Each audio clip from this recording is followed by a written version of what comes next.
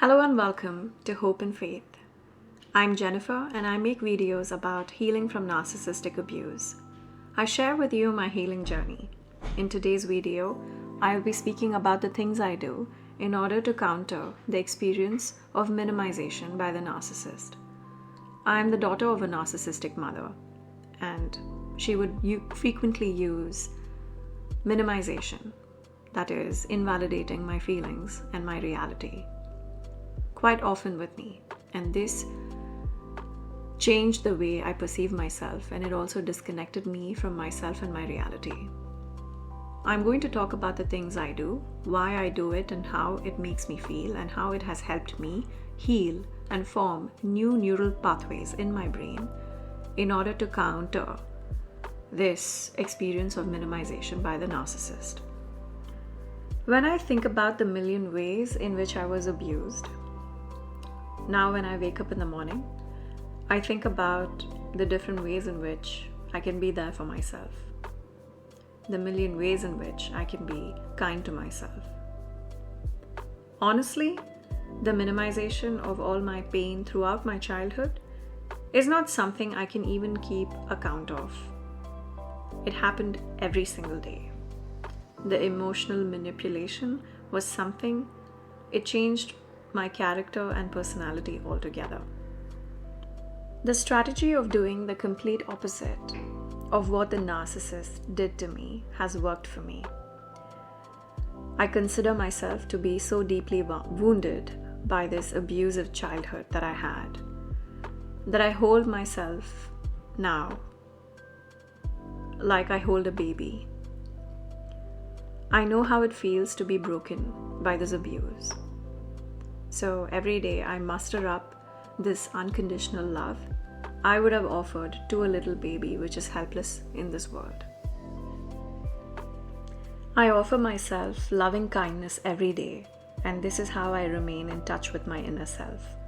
I ask myself questions in the way how one would speak to a child growing up in an abusive home. I say things to myself on a daily basis, which sounds like, here, don't feel alone.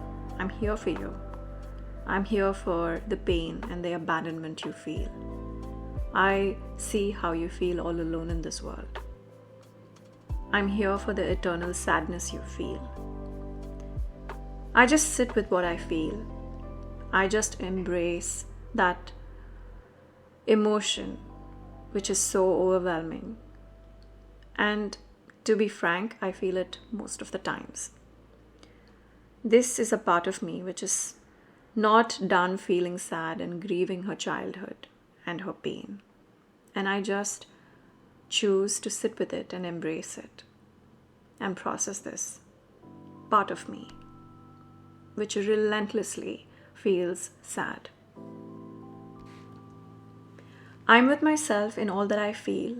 It is only when I try to offer myself solutions such as happiness and gratitude that things start to go south.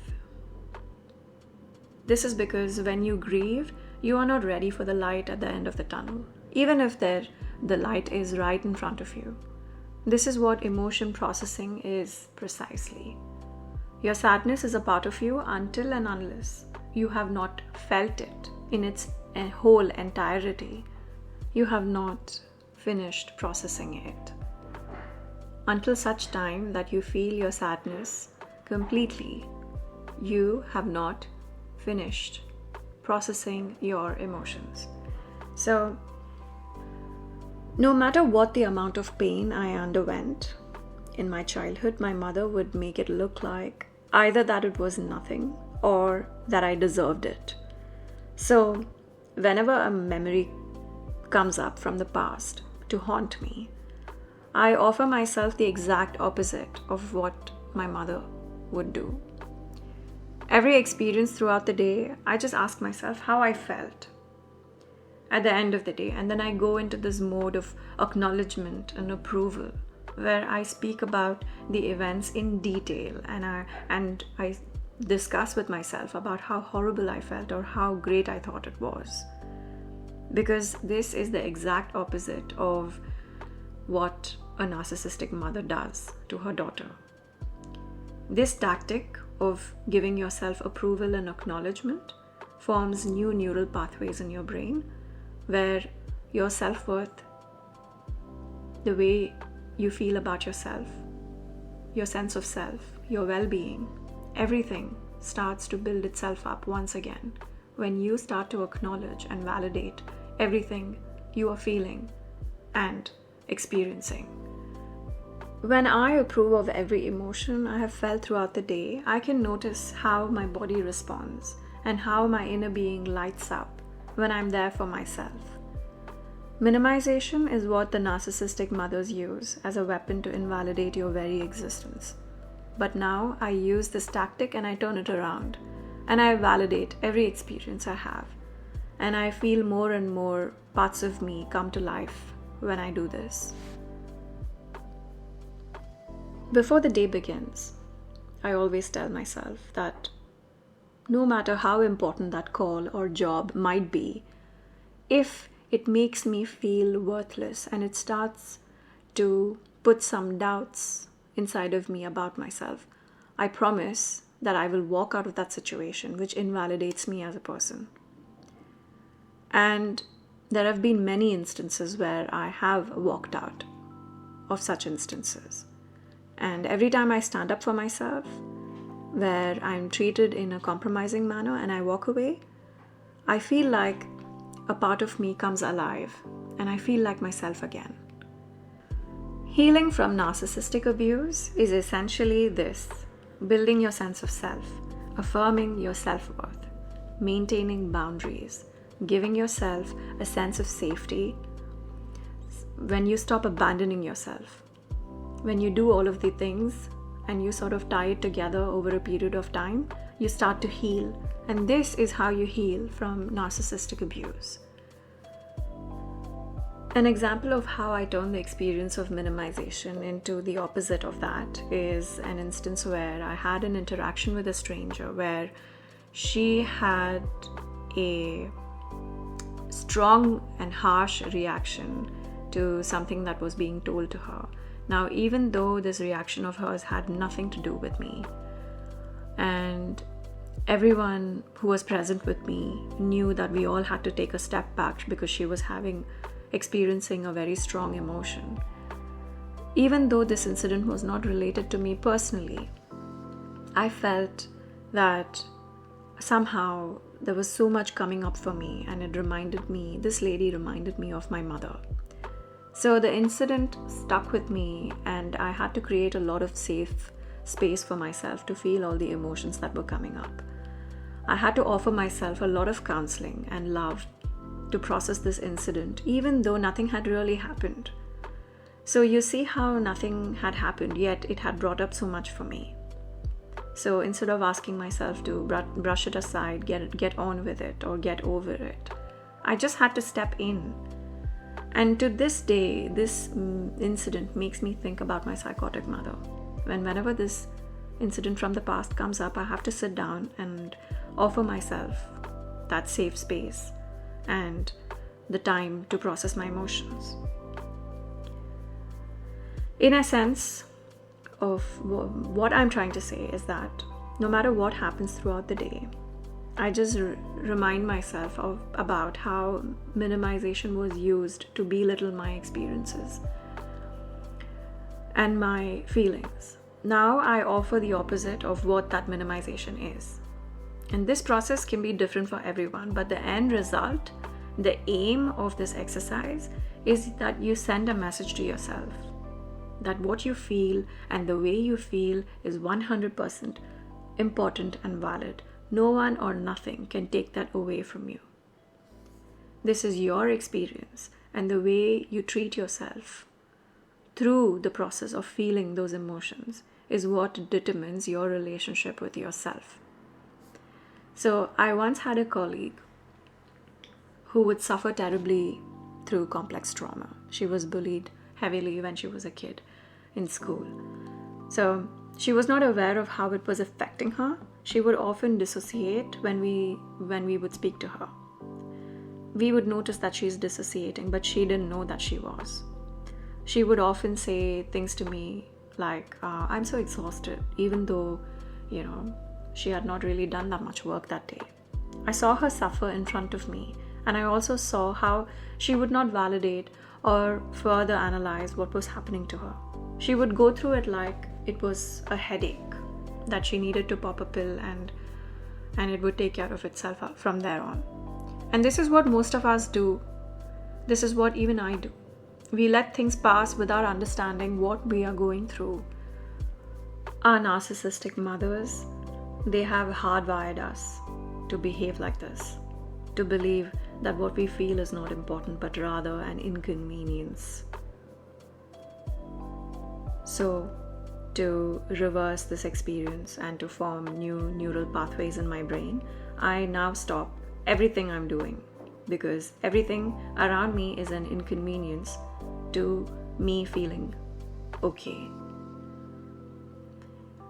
I'm there for myself, I take care of myself, and I process my emotions. And if I have to stop doing what I'm doing, I do that, because as far as my emotions are concerned and my well-being is concerned, everything else is irrelevant and rather an inconvenience. My inner being often feels unsafe, neglected, and abandoned. And these are my core wounds from my childhood. It takes me quite some time to put myself together. So my methods of coping are mostly self-talk, affirmations, grounding, meditation, journaling. But I take my time to do this, and I try not to rush myself. I take time to have my breakfast. I take time to get ready in the morning in peace. See, this is the thing. Your past, it offers you a gold mine of information of the places and the times of the day when you can heal. In the past, waking up early in the morning and then the times in the evening when my mother would come back from work, they were the most challenging times of the day for me, because my mother would take every opportunity to abuse me. So these days when I wake up in the morning, I do wake up with feelings of anxiety and sadness.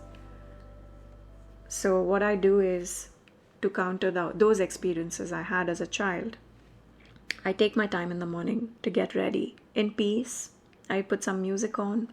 I try to keep myself happy. And in the evening, I do the same thing to counter the stressful times I had. So I use these times of the day when I feel the most vulnerable to send a message to myself, to my body, that everything is fine and that there is no danger that I need to be looking out for.